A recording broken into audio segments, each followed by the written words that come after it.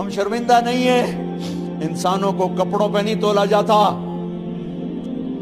آج کا میرا دیس کا مالدار اتنا فقیر ہو گیا ہے، اتنا چھوٹا ہو گیا ہے کہ وہ اپنا تعارف کروانے کے لیے 50 لاکھ کی گھڑی لیتا ہے، 6 لاکھ کا جوتا لیتا ہے۔ آج کی بیگم اتنی چھوٹی ہو گئی ہے کہ اپنے قد کو بڑا کرنے کے لیے وہ 10 لاکھ کا ہینڈ بیگ لیتی ہے کہ دیکھو میرا بیگ 10 لاکھ کا ہے۔ ارے میری بہن، تو 10 ٹکے کی بھی نہیں رہی اگر تو نے بیگ سے اپنے آپ کو بڑا بنایا۔ او میرے دوست، تو 2 ٹکے کا نہیں ہے اگر تو 10 لاکھ کے جوتے اور 50 لاکھ کی گھڑی سے اگر تو بڑا بننا چاہتا ہے۔ ارے اس دھوکے سے نکلو۔ برینڈڈ برینڈڈ برینڈڈ، کہاں جا رہے ہو؟ جب تم اپنی ذات میں بے قیمت ہو تو رب ذوالجلال کی قسم، تمہاری گھڑیاں، تمہارے بیگ، تمہاری گاڑیاں، تمہارے بنگلے تمہاری عزت کو بڑھا نہیں سکتے۔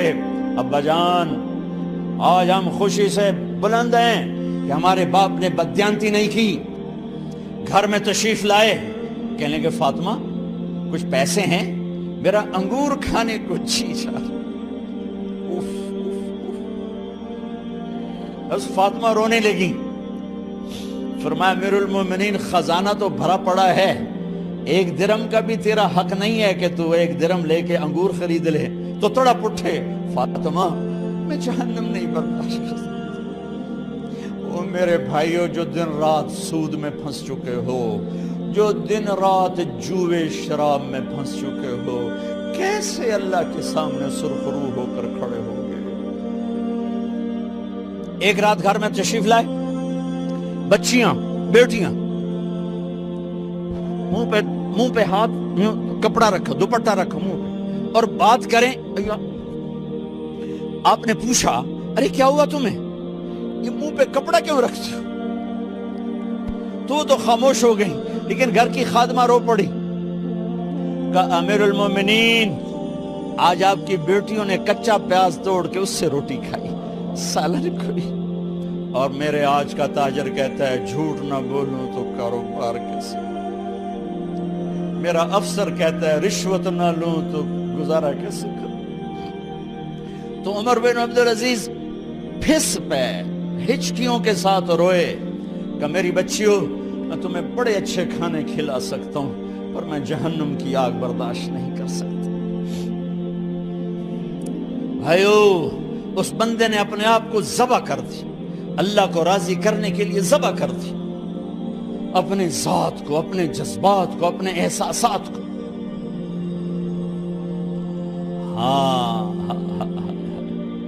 اب اللہ نے صلہ کیا دیا، جب انتقال ہونے لگا تو بلایا رجا کو، جو میں بات پہلے چھوڑ کے ادھر ان کی تھوڑی سیرت بتائی کہ رجا اب میں مرنے لگا ہوں۔ عبد الملک کالا ہو گیا تھا، ولید کالا ہو گیا تھا، سلیمان کالا ہو گیا تھا۔ یہ کیوں کالے ہوئے تھے؟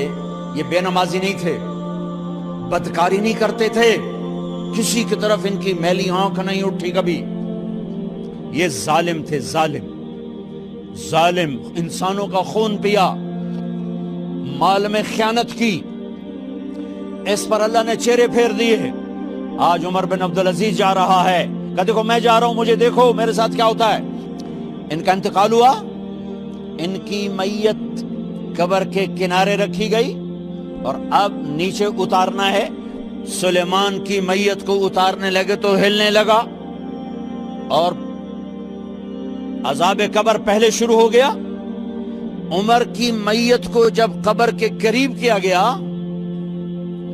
ایسے ہوا کا جھونکا آیا، ایک پرچہ ایسے لہراتا ہوا یوں آیا، یوں آیا، یوں آیا اور عمر کے سینے پر گر گیا۔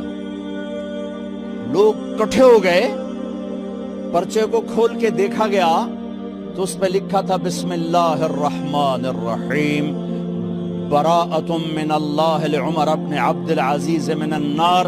یہ پروانہ ہے اللہ کی طرف سے اس کے بندے عمر کے لیے کہ اسے جہنم سے نجات کی خوشخبری سنا دی جائے۔